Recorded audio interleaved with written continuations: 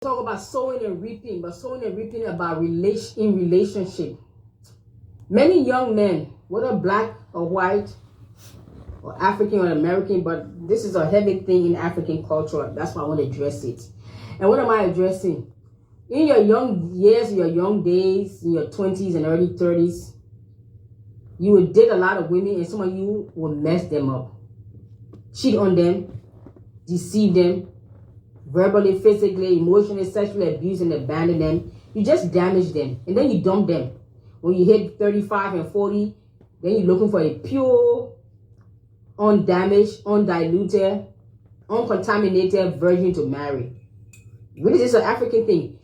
So all your years of dating before you got married, all the women you have hurt and abused and damaged and dumped, now you want to get married. Now you want a pure virgin that has never been tampered with, whether sexually or emotionally, somebody that is pure, not only in a virgin sense, like a sexual virgin, but virgin like mentally, emotionally, they have never been in a relationship, so they are just pure and innocent. That's who you want to marry. Well, I got news for you. There's something called sowing and reaping. I say there's a law that God put into effect. Whether you Christian, Muslim, or atheist, you practice that law, it will happen to you. You sow seed. You have damaged and destroyed the lives of many women in your years when you're handsome Charlie. In Liberia, we call it handsome Charlie.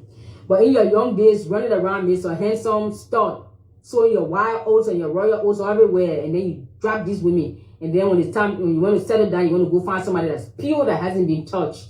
Whether virginal, whether by her virginity, or mentally, emotionally, she's innocent, she's naive, she's just pure. How do you think that's going to happen? Will God be a fair and just God to give you somebody, daughter that is pure, that hasn't been tampered with, whereas you have damaged somebody else's daughter? Who will marry on that one? So for the generation, my generation and going forward, in my 40s, for the generation in their 20s and going forward, I beg of you, first of all, don't get yourself involved. If you know you are messed up, you yourself, you know you are emotionally, physically messed up and damaged, don't invite somebody into your mess you call relationship or marriage when you know you need help. Stay by yourself. Work on yourself. Work with yourself. Mentally, emotionally, physically develop yourself. Then you can invite somebody into your life. When you are messed up, then you invite somebody into your mess you call marriage or you call relationship. It's wrong. This cycle has to be broken. This madness cannot continue for the next generation, and we expect to continue to give birth to a healthy society called the black race. It cannot continue to go on. I'm sorry, it cannot. So men, stop sleeping around in your 20s and 30s. And then when you're ready to get married, you want to go find somebody who hasn't been touched, who hasn't been tampered with, who has been pure. She has never been in a relationship, whether emotional relationship, whether sexual, she's pure. That's when you want to marry. When you forgot the seed you have sown, it's called sowing and repeal. You damage somebody else's daughter, you didn't marry them, you're not going to marry yourself a virgin. You're going to marry somebody else's leftover. So we're all damaged. You dated somebody, you dumped them, you hurt them, you cheated on them, you left them. You went to find somebody else, you married them. But that person who you're marrying is a damaged product of somebody else's relationship. Just like you, who they're marrying you, you are also a damaged product from another failed relationship. You see how the vicious cycle continues? Can we end it? You see how the cycle is vicious and it never seems to end? And those demons that you have collected from sleeping around, you bring that demon into your marriage and you marry the other person, they're bringing their own demons. And together, you got a house full of demons and demoniac, and they say they want to have marriage, they want to play house, they want to give birth. You see the madness? You see? Even the women, in their young days, when they were young and pretty and sexy and had all the curves and all this stuff, they were in their young days in the college. I'm not judging you, but we want to talk the truth now. We want to be raw. This is not about judging or condemning. So, because some Africans will come here with their self-righteous, their dull mind, will miss the whole point and say, don't judge. Who are you to judge? This is not a matter of judging. This is a matter of talking the truth. So we can address the issue. Admitting we have a problem, addressing the issue is not judgment. Judgment is saying you are evil, you're going to hell. Addressing that we have an issue in our society, in our culture, addressing that issue and finding a solution and talking about it and shining a light on the problem. To find a solution is not called judgment. It's called discussion. Mental, emotional, and civilized and intelligent people will know to bring the problems to the table to find a solution. A person who is brainwashed by religion, and religion has deprived them of the privilege of becoming critical thinkers, they will come and say, don't judge. I'm not here for that nonsense. You put that on George, I will delete and block both of you in your comment, because that means this video, this channel, this conversation is not for you. It's only for the wise, the mature, the intelligent, the civilized, and those who are sick and tired of being sick and tired, those who want to find a solution to Africa's problem, beginning with themselves, beginning with me. This channel, this video is for you. The rest of you want to say, don't judge, it's not for you. Switch off now and keep stepping. Now, as I was saying, the young women in their young days, when you're beautiful and slim and sexy, in your maybe teenage, late teenage, early 20s and 30s, you also were sleeping around and dating with married men, isn't it? Hello, let's be honest. Now you are married in your 40s and 50s, and guess what? Some other young girl messing with your husband, what are you going to do? You praying for her to die. You call her the strange woman and she should die. But you forgot once upon a time, you too was a strange woman. So that person had prayed for you to die, and I'm sure they did, because it's a common prayer in the African culture. So that person had prayed for you, the strange woman, to die. You wouldn't be alive to be married now to pray for another strange woman to die. You see the seed? You see the thing called sowing and reaping? You slept with somebody's husband in your young days. Now you are married. Somebody else sleeping with your husband. You wanted to pray for them to die. It's called sowing and reaping. When will it end? Will it ever end? Do we want it to end? Do we want to even address it? Do we want to even acknowledge it? Or want to sweep the carpet and sweep the problem under the carpet and pretend like it doesn't exist? Isn't that what got Africa in the mess she's in today? We don't want to discuss anything. Anything that will bring any kind of betterment or solution or resolution to our problems, we don't want to address. We want to only talk about and discuss things that have nothing, that have no benefit to our growth, our personal or corporate growth. We don't want to discuss anything that has to do with growth. No, it is useless gossip and idle chat. We can talk about that for hours.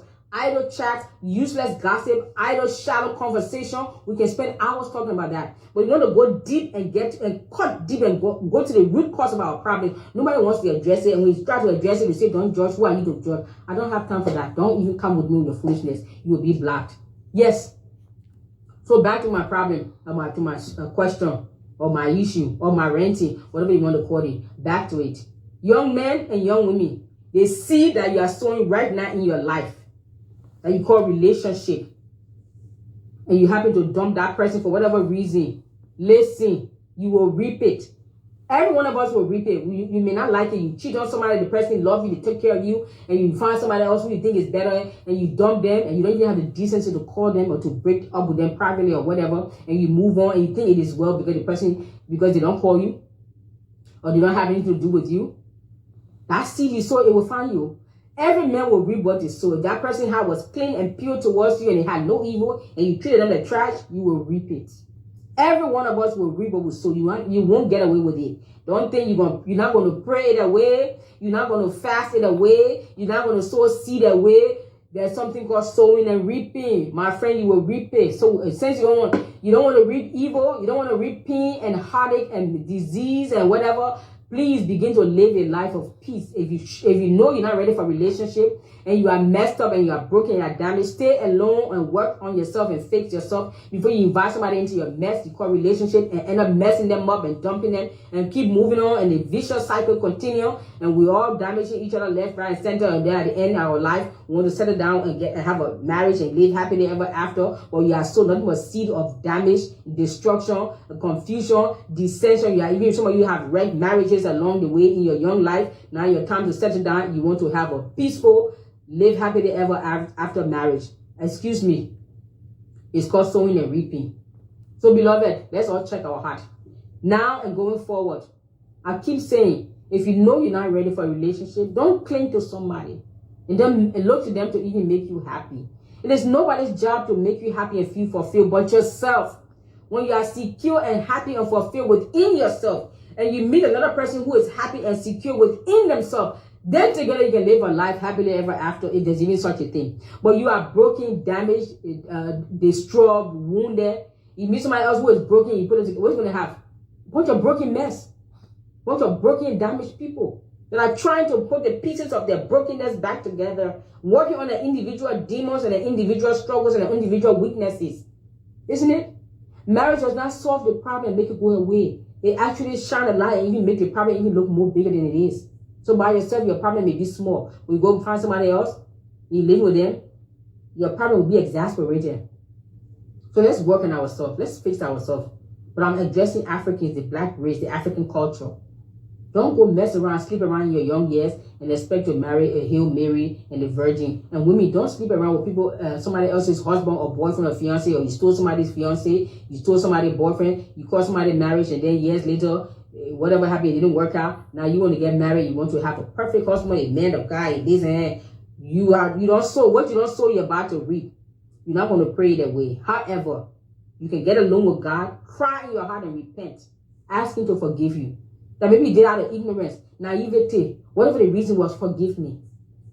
I don't want to reap this. So is there anything I can do to correct this? Help me, Lord. But we don't even want to address the issue. When they say, oh, don't judge, we don't even want to address. That's how come we're living in lives with so much pain, so much disappointment, discouragement, no success in life, in marriage, in career, in business, because we just want to, with Africans, we don't want to address any problems. We want to continue to sweep the problem under the rug, like as if it doesn't exist or it never existed. And you know it doesn't. That's not how you solve a problem, my friend. We have swept the problem under the carpet for so long, the carpet is mountain high. Now I've come to pull the carpet off, and one by one we'll put those problems and solve it. We'll address it. We'll talk about it until we find a solution. We'll put our heads together. We'll put our hearts together. We'll put our resources, our talents, our prayers, whatever will contribute and begin to solve the problems of Africa mentally, emotionally, financially, spiritually, sexually, intellectually. Africa, a broken people, needs help. May God help you. May God help me. May God help all of us. Thank you. My name is Dagnet. I don't know if there's anything I said that made sense to you, that irritated you, that resonated with you, that pissed you off, that make you love me, love to hate me, hate to love me, whatever. I don't care anymore. I'm to the point like, if you love me, great. If you hate me, great. That's where I'm at. Your words now is like waters on the dog's back. I'm not moved. I'm just tired. Playing the games, pretending, putting on the masks when everything is not okay, when it is not even well with my own soul. I beg of you, Africa, Africans, let's wake up. Let's address the issues at hand. And we're a broken and damaged people and we need help. If we don't get help, there may never be a chance in the future for Africa.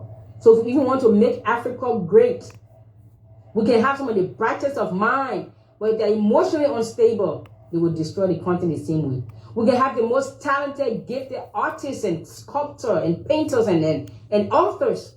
If they're emotionally and mentally damaged and unstable, what's good is that gift? Now, you may not be 100% perfect in your emotional stability, but let's get to the point that we know and we acknowledge that this is my fault, this is my flaws, this is my weakness, this is my issue. I need to work on this. Let me get some help, as opposed to making excuses, justifying it, using religion, and don't judge, and don't can't air our dirty laundry. I'm going to air it. I'll tell you that right now. I'm going to air my own. I'm going to air your own. I'm going to air Africa's dirty laundry, because we need to bring the dirty laundry out of the closet because it's stinky and it needs to be washed. How you like this Thank one? you. Heaven sent. Aren't we all sent from heaven? Aren't we all sent from? I'm heaven sent. So are you. Listen, I have this for babies, teenagers, adults, young, old, because we are all sent from heaven. We're all heaven sent. And we also were put on this earth to come and turn this earth into a little bit of heaven on earth. To turn it into days of heaven on earth. So order, place your order. Compliments of heaven, heaven sent. You got a little baby, boy, girl, niece, nephew, or for yourself, or your mom, Mother's Day is coming up. Heaven sent. She will love that. And my baby thinks I'm heaven sent. How awesome is that? Isn't it? So let me know. Place all your orders, and I really appreciate everyone. I thank you so much. Without those who support the small businesses, I don't know where we're going to be, where we will be without your help and your support. So thank you so much. Thank you guys so much.